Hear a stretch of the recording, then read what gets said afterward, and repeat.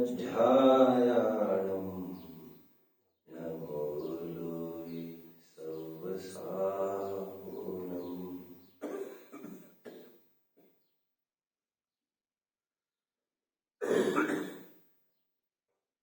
बड़े भाग्य से कुछ तत्व पिपासु जीव आज भी देखने को मिलते हैं। हमारे तत्व पिपासु एक भाई का प्रश्न आया है, उस पर फोकस करता हूं।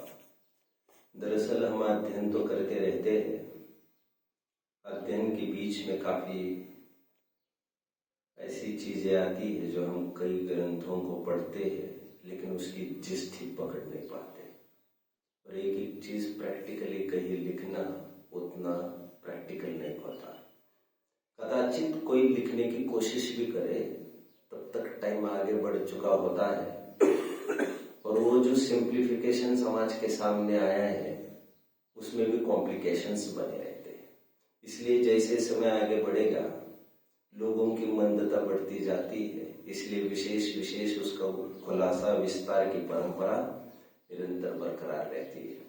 ये नहीं भूलना चाहिए कि वासना के साथ साथ पृछना एक महत्वपूर्ण अंग है स्वाध्याय का, और स्वाध्याय स्वयं एक तप है। जो भी डाउट्स हमारे में उत्पन्न हुए हैं और वो हम रिजॉल्व न करें तो फिर पढ़ने का मतलब क्या रहा। बहुत अच्छा लगा मुझे। प्रश्न इतना ही है कि आगम के नयों को समझना है। तत्वार सूत्र का पहला अध्याय जो अंतिम सूत्र है, 33वां सूत्र, नैगम संग्रह व्यवहार, ऋजु सूत्र शब्द समविरूढ़ एवं भूता नया। एक सूत्र है, उस सूत्र का एक्सप्लेनेशन चाहिए। आई थॉट कि मैं थोड़ा बेसिक बात करूं पहले, फिर मुझे टाइम मिला तो मैं इस पर भी चर्चा कर पाऊंगा। फिर अभी मैं बेसिक ही चर्चा करता हूं, जो मैं समझता हूं, जिसके समझे बिना बाकी आगे का समझना बेकार है। वैसे अलग से मैंने आध्यात्मिक नयों पर विवेचन किया है 30 घंटे में। इन आगमों के नयों का भी विवेचन 2-3 घंटों में पूर्व में किया है। 47 नयों का भी विवेचन मैंने आई थिंक 20 घंटे में पहले भी कर चुका हूं। कुछ जिस्ट में देता हूं अभी। जिस्ट मतलब रहस्य, सार कुछ देता हूं मैं। आगम के नए और अध्यात्म के नए, इन दोनों के बीच का क्या रहस्य है एक्चुअली, उसकी मैं थोड़ी सी बात करता हूं। ये आगम के नए हैं या अध्यात्म के नए हैं, ऐसा विभाजन क्यों हुआ, उस विभाजन का क्या क्राइटेरिया है, मैं उस पर थोड़ी सी चर्चा करता हूं अभी। पहले देखिए, एक परिभाषा को पहले मैं आपके बीच में रखता हूं। बनारसी दास जी की ये परिभाषा है, परमार्थ वचनिका की ये परिभाषा है, मोक्ष मार्ग प्रकाशक के पीछे छपा हुआ जो परिशिष्ट है उसके 352 पेज की पहली लाइन देख लेना चाहिए। बनारसी दास जी वहां पर कहते हैं, वस्तु का स्वरूप वो आगम, जहां आत्मा का अधिकार वो अध्यात्म। इतना जानते हैं, सुना है? Great, this is great. Again I feel to repeat, आगम और अध्यात्म की परिभाषा करते पाए जा रहे हैं बनारसी दास जी, और वे वहां पर ये कह रहे हैं वस्तु का स्वरूप वो आगम। आपको अटपटा लग रहा है लेकिन थोड़ी देर रुकिए जरा। वस्तु का स्वरूप वह आगम, आपको अटपटा ये लग रहा होगा वस्तु का स्वरूप तो धर्म होता है, वो तो साहो धर्मो हमने पढ़ रखा है।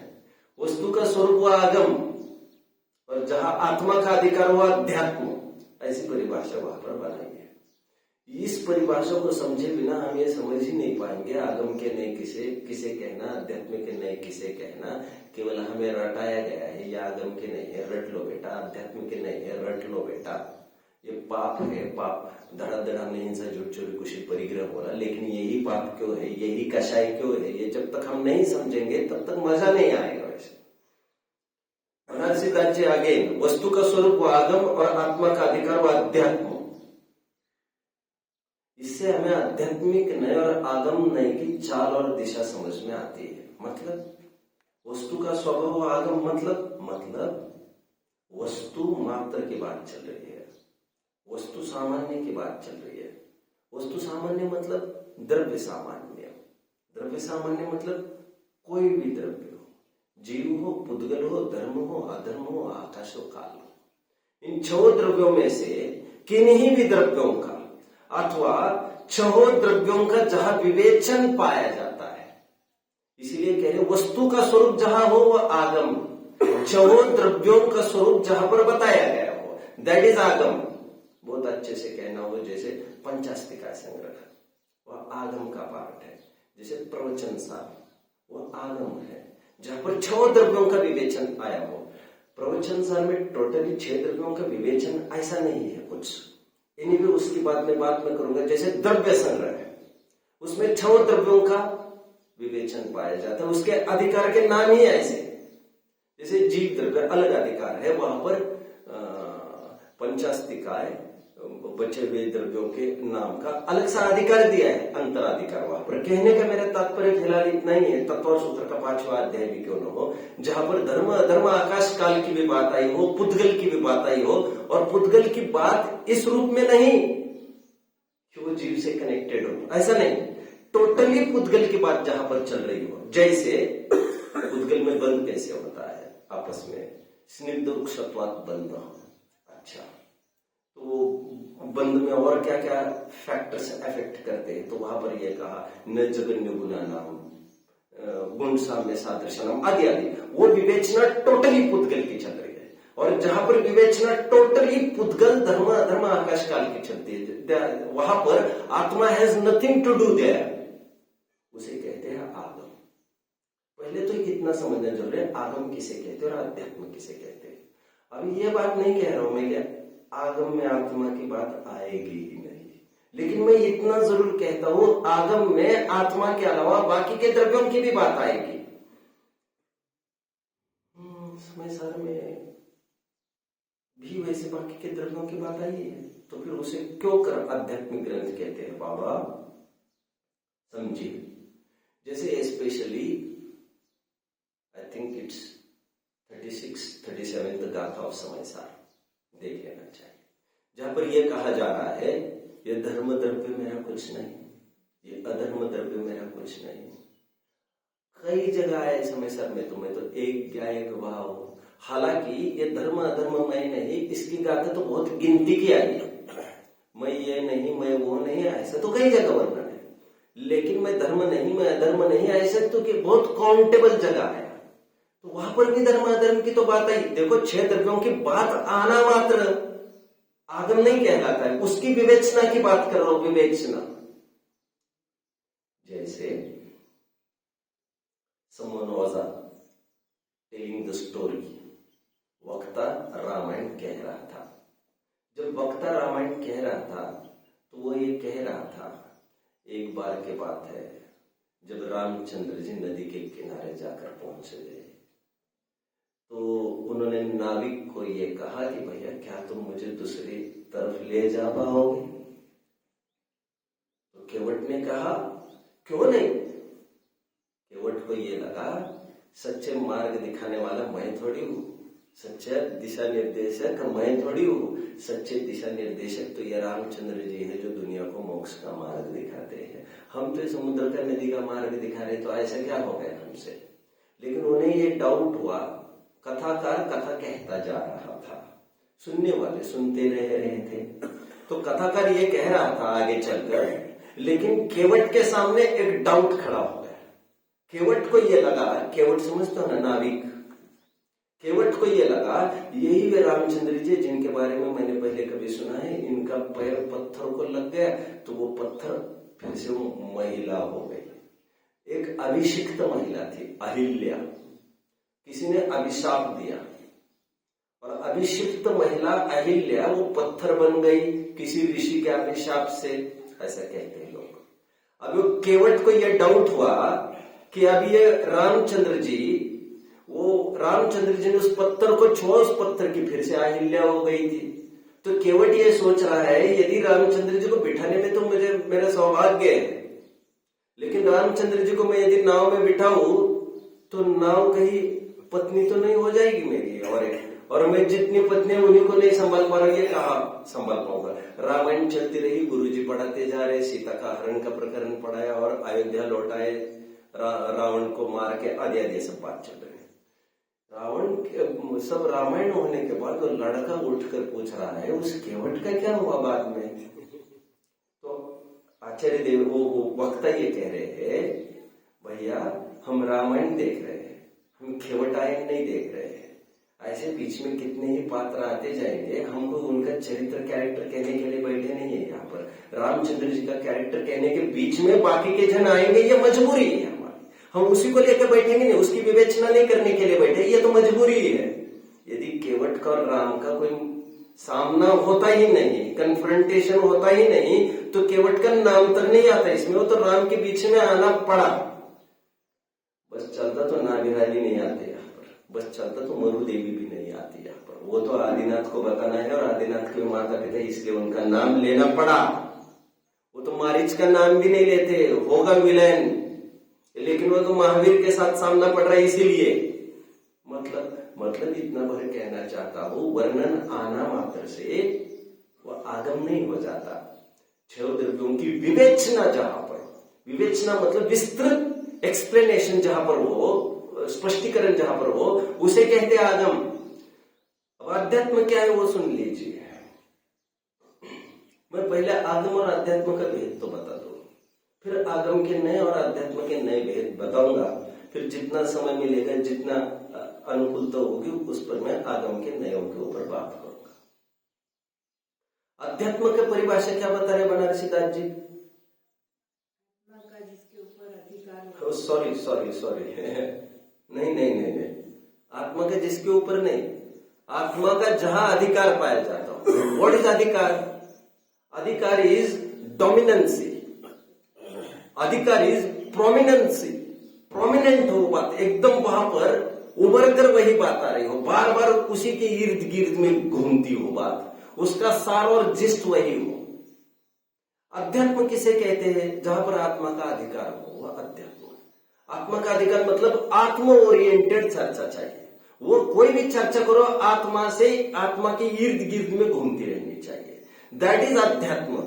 अभी आत्मा की इर्द गिर्द में घूमते समय, रामचंद्र जी की इर्द गिर्द में घूमते समय वो केवट बीच में आ गया था। अभी आत्मा की चर्चा करते करते हमने ये भी कहा आत्मा किस रूप नहीं होता। जैसे कुंद आचार्य देव ने यह प्रतिज्ञा की थी 5वीं गाथा में कि मैं आत्मा को बताऊंगा, लेकिन आत्मा को मैं अनेकांत शैली से बताऊंगा। मैं एकत्व भी बताऊंगा, विभक्त भी बताऊंगा, किससे इंटैक्ट है वो बताऊंगा और किससे अपार्ट है वो भी बताऊंगा। मैं किससे अभिन्न है वो बताऊंगा, किससे एकत्व है वो भी बताऊंगा। तो बात ये तो कर चुके हुए, किससे अभिन्न है? आनंद गुणों का समुदाय कर चुके ने। तीसरी गाथा की टीका में आनंद धर्मों का चुंबन करता है। अब किससे भिन्न है में उनको ये कहना पड़ रहा है कि मैं धर्म नहीं, मैं अधर्म नहीं। तो वे धर्म और अधर्म की विवेचना नहीं करने बैठे। यहाँ पर इंफॉर्मेशन धर्म और अधर्म की नहीं चल रही है, माइंड में इंफॉर्मेशन आत्मा की कर रहे हैं। वो आत्मा किससे भिन्न है ये कहने के लिए सरसरी नजर से धर्म आ गया, अधर्म आ गया। इसीलिए समय सार को आध्यात्मिक ग्रंथ कहा जाता है। वहां पर धर्म द्रव्य की परिभाषा नहीं मिलेगी आपको, अधर्म द्रव्य की परिभाषा नहीं मिलेगी। उसकी स्वभाव व्यंजन पर्याय क्या, विभाग व्यंजन पर्याय क्या, उसके अर्थ पर्याय क्या क्या, ये सब कुछ डाटा नहीं मिलेगा वहां पर। इस डाटा के लिए you have to turn the pages of Panchastikaya Sangraha, of द्रव्य संग्रह। पंचास्तिकाय संग्रह का ज्ञेय तत्व प्रज्ञापन पढ़ना पड़ेगा तुम्हें, तत्वार्थ सूत्र का 5वां अध्याय पढ़ना पड़ेगा, टीकाएं पढ़नी पड़ेगी, उसका विवेचन तुम्हें वहां पर मिलेगा। आगम और अध्यात्म का साफ साफ ये अर्थ है। अब परमात्मा प्रकाश देखिए, वहां पर जितनी भी चर्चा पूरा आत्म ओरिएंटेड बात कर रहे थे और आत्मा के ही अंतरों को खोलने की कोशिश की जा रही है। आत्मा राग को प्राप्त हुआ, फिर आत्मा ने आत्मा का आश्रय किया, वितरागता की प्राप्ति हुई, पूरे आत्मा की इंटरनल स्ट्रक्चर की बात की जा रही है, दैट इज अध्यात्म। और आत्मा के नेबरिंग जितने भी बॉडीज है पुद्गल धर्म, उसकी थोड़ी चर्चा आएगी तो वो तो भिन्नता के ही रूप में आएगी, दैट्स ऑल। जीव गुणस्थान से भिन्न है, मार्गणा से नवी होती अपमत्तो न पमत्तो। छठवीं व्याख्या क्या है भैया प्रमुख, क्या है प्रमुख? आगम को देखो। इसलिए टोडरमल जी ने एक जगह कहा रहस्यपूर्ण चिट्ठी में, जब समापन कर रहे थे तो वो एक बात कहना नहीं चूके, यदि आगम पढ़ना हो तुम्हें तो गोमटसार पढ़ लेना, विवेचना वहां पर मिलेगी तुम्हें। वहां पर मैं जानता हूं धर्माधर्म आकाशकाल की विवेचना नहीं है, वहां पर टोटली पौद्गलिक विवेचना है। वहां पर कर्म कैसे बनता, जीव भी वहां पर आएगा, लेकिन वह जीव वहां पर खेवट की तरह है और कर्म वहां पर राम की तरह है। मूल हीरो हमारा कर्म है वहां पर, तभी तो ग्रंथ का नाम ही है गोमटसार कर्मकांड। कर्मकांड अभी जीव कांड में मैं नहीं उलझना चाहता। एनीवे मैं तो ये कहना चाह रहा हूं कि जहां पर विवेचना पाई जाती है, वस्तु का स्वरूप जहां पर हो, वस्तु का स्वभाव का जहां पर निरूपण किया गया है वो आगम, और जहां पर आत्मा का अधिकार हो अध्यात्म, घूम फिरकर आत्मा के ही तरफ बात आती है। ये आगम और अध्यात्म का भेद हो गया। अब मैं थोड़ा आगे बढ़ता हूं। इसलिए भी कहा जाता है आगम ये नींव है और अध्यात्म उस पर खड़ा रहने वाला एक राजमहल है। इसलिए कहा जाता है आगम ये बीज है और अध्यात्म फलने वाला फल है उसके माध्यम से। ये बात सही है, मैं हमेशा कहता हूँ रहना तो हमें राजमहल में ही है, बट नींव खड़ी हुए बिना राजमहल खड़ा नहीं हो सकता। लेना आनंद तो अध्यात्म का ही है, लेकिन अध्यात्म को समझने के लिए आगम को समझना जरूरी होता है। अब आगे बढ़ता हूं, स्टेप 2 नयों की तरफ बढ़ता हूं। आगम के नए क्या और अध्यात्म के नए क्या? अभी सिंपल, आगम के नए प्रवृत्त होने वाले हैं छवोद्रव्य, नए वस्तु को देखता है। क्या कहा मैंने? नए वस्तु को देखता है, नए आत्मा को ही देखता है ऐसा नहीं। नए की प्रमाण की परिभाषा ही की गई है, जो समग्र वस्तु को विषय बनाता है। नए की परिभाषा ही ये बनाई है, प्रमाण के द्वारा जाने हुए समग्र वस्तु के अंश को जो जानता है उसे नए कहते हैं। तो नए वस्तु को जानता है। अभी वस्तु के जानने में यदि 6 द्रव्यों को जान रहा है वो नए, तो उस नए को कहा जाए आगम का नए। और जो नए केवल आत्मा से डील करता है, आत्मा की ही बात करता है वो, तो उसे कहा जाए अध्यात्म का नए। पहली इतनी सी बात। इसीलिए यह साफ दृष्टिगोचर होता है समय सार में अध्यात्म के नयों का प्रयोग है, प्रवचन सार में आगम के नयों का प्रयोग है, पंचाष्टकाय संग्रह में आगम के नयों का प्रयोग है। यहां तक कि द्रव्य संग्रह में वैसे दोनों नयों के प्रयोग मिलते हैं, क्योंकि द्रव्य संग्रह बेसिकली तो आगम है, लेकिन उस पर लिखी गई टीका ब्रह्मदेव सूर्य की वो आध्यात्मिक मानी जाती है, इसलिए उसमें दोनों का आपको मिश्रण मिलेगा। आगम का नए 2 बताए गए हैं बेसिकली, द्रव्यार्थिक एंड पर्यायर्थिक। वाई? उससे पहले और एक बात, अध्यात्म के 2 नए बताए, मूल भेद, निश्चय और व्यवहार। उत्तर भेद तो खूब है आगे। अभी हम इस पर सोचे पहले, आखिर आगम के लिए द्रव्यार्थिक पर्यायर्थिक की क्यों लिखी? अध्यात्म के भी तो ले सकते थे, क्योंकि दोनों जगह एक ही बात देखने में आ रही है। क्या? अभेद और भेद को विषय बनाना, दोनों जगह एक ही बात है, समानता। तो जब द्रव्यार्थिक और पर्यायर्थिक भी अभेद और भेद को विषय बनाते हैं, निश्चय में भी अभेद और भेद को विषय बनाता है, तो अभेद सुनिश्चय भेद सुव्यवहार, ये परिभाषा क्यों बना दी आपने? वो तो द्रव्यार्थिक पर्यायर्थिक की भी बन सकती है, लेकिन सिंपली आचार्यों को यह लगा कि जब हम द्रव्य सामान्य की बात कर रहे हैं, जो कि आगम में पाई जाती है, उसको जो नए देखेगा वो एक द्रव्य तरफ से देखेगा, पर्याय की तरफ से। तो जो द्रव्य को ही देखना है, द्रव्य सामान्य को, तो उसे क्यों न द्रव्यार्थिक पर्यायर्थिक नए कहा जाए। इसलिए आगम के नए के रूप में द्रव्यार्थिक और पर्यायर्थिक तय हुआ। मैं और खुलासा कर रहा हूं, 5-7 मिनट और बोलूंगा मैं। और अध्यात्म के नए निश्चय और व्यवहार ये कैसे तय हो गए फिर? क्योंकि निश्चय और व्यवहार इन शब्दों में तो ऐसा कुछ भी नहीं है, क्योंकि निश्चय ने का शब्दार्थ क्या है निश्चय का भैया? निश्चय का शब्द इतना ही है शब्दार्थ, नि प्लस चय। मैं हमेशा कहता रहता हूं निशेष रूप से, विशेष रूप से, चौओर से, समन्ता। और चय इकट्ठा करना, संचय, चय इज इकट्ठा करना। मैं कहता हूं ना, चयरितम कर्मचारितम, उस दिन कह रहा था मैं, चय इज संग्रह करना, चय। परिचय टू गेट इंट्रोड्यूस्ड, निश्चय समेटना। देयरफॉर निश्चय का अर्थ होता है टू कलेक्ट करना, मतलब जो टुकड़े टुकड़े पड़े हैं उसको समेट लेना, मतलब अभेद सुनिश्चय। जो अभेद, one that is United, that is निश्चय। व्यवहार का शाब्दिक अर्थ क्या बनता है? वी प्लस अव प्लस आर। चौओर से जो भेद को प्राप्त होता है, चौओर से जो फ्रैगमेंट्स में दिखाता है, अनेक आइडेंटिटीज में दिखाता है, उसे व्यवहार कहते हैं। अब मेरा इतना सा प्रश्न है, निश्चय व्यवहार की जो परिभाषा की है आपने, अभेद सुनिश्चय, भेद सुव्यवहार, सो तो द्रव्यार्थिक पर्यार्थिक में लागू हो रही है, तो वहां पर यह कर देते, आगम के नए निश्चय व्यवहार लिख देते और अध्यात्म के नए निश्चय व्यवहार द्रव्यार्थिक पर्यार्थिक लिख देते, उसमें कोई बहुत बड़ी तकलीफ नहीं खड़ी होने वाली थी।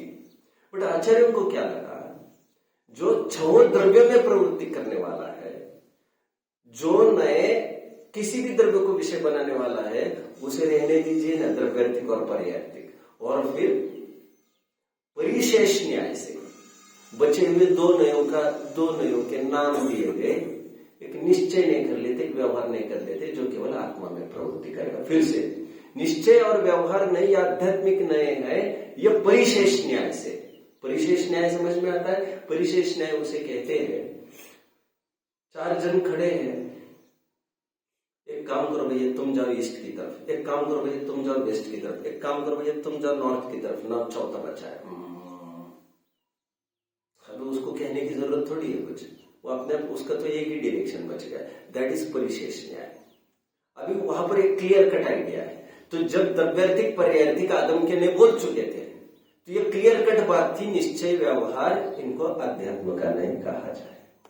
तो अभी मैं यहां तक आया, द्रव्यार्थिक और पर्यार्थिक ये आगम के नहीं, और निश्चय और व्यवहार आध्यात्मिक नहीं। अभी अध्यात्म शब्द का अर्थ समझिए थोड़ा सा। वैसे अध्यात्म शब्द की परिभाषा ही अभी हमने देखी थी, जिसमें आत्मा का अधिकार हो अध्यात्म। अध्यात्म शब्द क्या कहता है? अधि प्लस आत्मा, जो आत्मा के आधार से हो, जिसकी चर्चा आत्मा के आधार से हो, आत्मा को लेकर बात हो। अभी सम पीपल वंडर कि मैंने, ये मेरी पत्नी है जी, ये कौन सा कथन है? आगमिक कथन है कि आध्यात्मिक कथन है? लोग स्टार्ट कंफ्यूजिंग, लोग कुछ भी नहीं समझते। अरे भाई, ये आध्यात्मिक कथन है, और ये आध्यात्मिक की मेरी बीवी, ये बच्ची, यार तुम सोच नहीं रहे हो, समझ भी नहीं रहे हो कुछ, और लकीर के फकीर बस बन रहे हो तुम। ये मेरी पत्नी है, कैसे आध्यात्मिक होगा? क्यों? ये मेरी पत्नी है, ये असद्भुत व्यवहारने का विषय नहीं है क्या? हाँ, असद्भुत व्यवहारने का विषय है ना, और व्यवहार आध्यात्मिक नहीं है क्या? हाँ है तो साहब, है तो। जब इतना समझते तो इसमें क्यों इतना एलर्जिक होते तुम अभी समझ ही नहीं रहे हो कुछ। और ये मेरी पत्नी है, ये मेरा शरीर है, ये सब आध्यात्मिक कथन है। कोई कहे तो एक झटके में हम उड़ाने को तैयार है। और हमने तुम्हें तरकीब से इतना ही कहा, इतने लकीर के फकीर मत बनो। आध्यात्मिक नहीं, ये मेरे घर है, मेरा कुटुंब, ये भी आध्यात्मिक नहीं है, ये आध्यात्मिक नहीं। अभी आज कंफ्यूजन हुआ, आज तक कंफ्यूजन नहीं था, लेकिन इसको आध्यात्मिक कहा ही क्यों? फिर मेरी बीवी बच्चे, आज तक उसे कोई डाउट नहीं था, क्योंकि सोचता कब है? अरे भाई, तुम फिर आध्यात्म का अर्थ नहीं समझ रहे। अध्यात्म का क्यों? जहां आत्मा का अधिकार हुआ अध्यात्म, तो यहां कौन सा आत्मा का अधिकार है? जब हमने ये कहा ये मेरी पत्नी है, इट एड्स समथिंग टू विरक्ति। How does it? जब हमने कहा ये पत्नी है, विश्व की सभी नारियां इस नारी के अलावा उन सबसे विरक्ति हो गई। और आध्यात्म का काम होता है जो डायरेक्ट आत्मा को सेंट्रलाइज करे, आत्मा तक लेके आए। उसको देखने के दृष्टिकोण तुम्हें समझ में नहीं आ रहा। वो मेरी पत्नी कहकर उससे अटैचमेंट कराने की बात नहीं कराना चाहते। मेरी है मतलब ये बाकी के नहीं है, तो इतने संपूर्ण विश्व से सीमित करके यहां तक लाकर खड़ा किया है उस आध्यात्म ने। दिस इज नॉट यूजलेस, ये बहुत बड़ा काम किया उसने। ये तुम्हारी जिम्मेदारी और तुम्हारा कर्तव्य यही तक सीमित है। अड़ोसियों के पड़ोसियों के क्या हो कहावत, घर के पुत कुंवारे और पड़ोसी के फेरे। तुम्हारा घर का लड़का कुंवारा बैठा है और पड़ोसियों की इसकी शादी में उसकी तुम्हें तो फुर्सत नहीं मिल रही वहां से, तो उसको कहना पड़ रहा है कि अध्यात्म ने केवल इसके लिए उसको कहा गया है क्योंकि तुम तुम्हारे घर में टटोलो और तुम्हारे कर्तव्य और अधिकार जैसे ये तुम्हारी पत्नी कहा तो तुम्हारा कर्तव्य और अधिकार इसी तक है। वो सामाजिक स्तर पर वो कर्तव्य और अधिकार वे सेकेंडरी, ये तुम्हारे अपने पंचों के साक्षी में घोषित किए हुए, ये कर्तव्य वहां पर पंचों के साक्षी में तय हुए। ये समाज में पंचों के साक्षी में तय नहीं करने पड़े, ये तुम्हारी मानवीयता झलकेगी उससे। लेकिन इससे यदि मुकर जाओगे समाज से तो कोई बहुत बड़ी समस्या नहीं है, लेकिन परिवार से मुकर जाओगे तो तुम्हें कोर्ट में खड़ा रहना पड़ेगा। हमारे सामने एक्सीडेंट नहीं हुआ, खड़े नहीं रहे हम वहां पर बचाने के लिए, तो कोर्ट तो हमें वहां पर डालेगा नहीं कहीं अंदर। लेकिन परिवार में यदि तुम चूक जाओ तुम्हारे कर्तव्य से तो तुम्हारी मुश्किल पड़ेगी। तात्पर्य मैं इतना ही कहना चाहता हूँ, अध्यात्म के नहीं उन्हें कहते हैं जैसे जो हमें आत्मा तक लाके पहुंचाए। आत्मा का अधिकार का भी यही रहस्य है, जिसमें आत्मा का अधिकार हो मतलब आत्मा तक तुम्हें पहुंचाने में जो कार्य करो। अभी तुम मेरा देश भी कहो तो तुम्हें समझ में आएगा, मेरा देश इसीलिए कहा जा रहा है, देश को बेचकर तुम तुम्हारी जेबें नहीं भर सकते, तुम देश के प्रति तुम्हें ठीक रहना पड़ेगा। और इसलिए कहना पड़ा दिग्व्रत देशव्रत के लिए अतिचार नहीं कहना पड़ा, विरुद्ध राज्यातिक्रम आदि की अतिचार की चर्चा करनी पड़ी उनको कि जो राज्य है, जो राजा है तुम्हारा, जो नियम बताए, you shouldn't go against, you shouldn't violate the rules, otherwise you will be held there, you will be hanged and punished. तो हमारा देश है, इससे हमें बाहर के पेरिफेरल जितने भी देश कंट्रीज है उससे हम विरक्त हो। तो इसलिए आध्यात्मिक कहा जाता है, ये आगम के ने और आध्यात्म के ने। अभी मैंने इतना बस बताने की कोशिश की है कि द्रव्यार्थिक नय और पर्यार्थिक नय या आगम के नय है, और एक 2-5 मिनट ले लेता हूं मैं। और निश्चय व्यवहार ये आध्यात्म के नय और साइकोलॉजिकली मैंने सिद्ध करके दिखाया है। द्रव्य क्या, फिर से बोल के दिखाइए मुझे। द्रव्यार्थिक और पर्यार्थिक नय वो आगम के नय है, हाँ, निश्चय और व्यवहार है वो अध्यात्म के नय। ग्रेट। अभी जब हम अंतिम सूत्र देखने वाले, निगम संग्रह व्यवहार ऋजु सूत्र शब्द समग्र होता नया जो 33वां सूत्र है, उसमें वो मूल में तो 2 ही नए हैं तुम्हारे, द्रव्यार्थिक और पर्यार्थिक। बाकी तो इसके उत्तर भेद के वो कैसे क्या, ये अपकमिंग सेशन में आई विल ट्राई, बट अभी मैं इतना ही कहूंगा। कहीं ग्रंथ में थोड़ी एक्सेप्शनल केस की में आई विल फोकस अपॉन। ग्रंथों में सरप्राइजिंगली कहीं ऐसा भी उल्लेख मिलेगा, जैसे फॉर एग्जाम्पल अभी मैं कुछ एक्सरसाइज करता हूं कि आप जैसे मुझे कहना काल द्रव्य डैश डैश नय से नित्य और डैश डैश नय से अनित्य है, जरा फिल इन द ब्लैंक्स करो। काल द्रव्य द्रव्यार्थिक नय से नित्य है और पर्यार्थिक नय से अनित्य। This was expected answer to me, I have expected the same thing. Okay, अब बात ये है ग्रंथ में ऐसा भी मिलेगा, निश्चय नय से नित्य है और व्यवहार नय से अनित्य है। अपने आप शब्द पर टिके नहीं रहे, इसका मतलब तो आपको समझ लेना चाहिए ग्रंथ में कहीं ऐसे exceptional cases also you will come across. ये कोई थम्स रूल नहीं बनाना चाहिए इसको। अभी काल द्रव्य की चर्चा कर रहे, देखो व्हेन काल द्रव्य वाज इन रिलेशन विद आत्मद्रव्य, आत्मा तो आत्मा जैसे आत्मा का परिणमन क्यों हो रहा है, तो हमने कहा काल द्रव्य के कारण आत्मा का परिणमन हो रहा है, तो वहां पर आत्म सेंटर्ड बात थी। तो ये हो सकती है निश्चय और व्यवहार की बात, आप समझ रहे हैं, लेकिन केवल काल की बात चल रही है हमारी। काल द्रव्य कितने प्रदेश है, क्या है, काल द्रव्य भेद है क्या भेद है, उसकी बात चल रही थी। तो वहां पर तो टोटली द्रव्यार्थिक पर्यार्थिक लगाना चाहिए था, बट ग्रंथों में 2-4 जगह उसे निश्चय व्यवहार में से भी देखा गया है, जबकि ऐसा होना नहीं चाहिए था जब वे परिभाषा से बंधे हैं तब। बट मुझे इतना ही कहना है, इतनी फ्लेक्सिबिलिटी इसलिए ग्राह्य है क्योंकि मैंने पहले ही कहा ये निश्चय व्यवहार यहाँ पर द्रव्यार्थिक नय में और द्रव्यार्थिक निश्चय व्यवहार आगम के नय में, द्रव्यार्थिक पर्यार्थिक अध्यात्म के नय में ऐसा भी सफल किया जा सकता, तो कोई बहुत बड़ा पहाड़ टूटने वाला नहीं होने वाला था। लेकिन उन्होंने जो सेट किया उसमें भी इसीलिए कहीं फ्लक्चुएशन देखने में आता है। मेरे देखने में यहां तक आया है, काल द्रव्य का तो ठीक है, पुद्गल का भी आया है, पुद्गल द्रव्य निश्चय से नित्य है और व्यवहार से अनित्य है। अब निश्चय व्यवहार का तो वहां कोई काम ही नहीं है, वहां पर तो द्रव्यार्थिक पर्यार्थिक से तुम्हें काम निकालना चाहेगा, तो पुद्गल में तो है ही, एंड वहां पर पुद्गल नॉट इन रिलेशन विद जीव, पुद्गल जीव के साथ रिलेटेड चर्चा नहीं चल रही है। यदि जीव से रिलेटेड कोई चर्चा चलती तो वो बेशक आध्यात्मिक की चर्चा होती, but totally solely irrespective of जीव, केवल पुद्गल की बात कर रहे, केवल काल द्रव्य की बात चल रही, धर्म की बात चल रही है, तो वहां पर भी निश्चय व्यवहार का प्रयोग कहीं किया है, बट बहुत गौण रूप से हुआ है। तो ये भी आपको जानना चाहिए, ये रहस्य। अभी उन द्रव्यार्थिक पर्यार्थिक नहीं के आगे उत्तर भेद कैसे बनते हैं, फिर कभी आप अब सेशन में आगे थिंक